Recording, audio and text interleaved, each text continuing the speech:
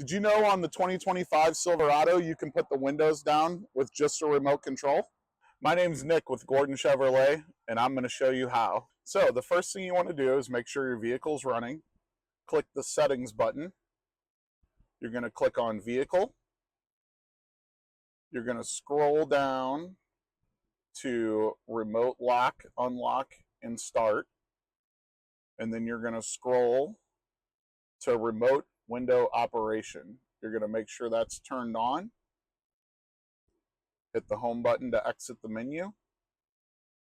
And then all you have to do is outside of the vehicle, press the unlock button and then hold it down till the windows go completely down. Again, thanks for taking time out of your day to watch this video. My name's Nick Eipel with Gordon Chevrolet. If you have any additional questions, please feel free to give us a call or click this and leave a comment down below.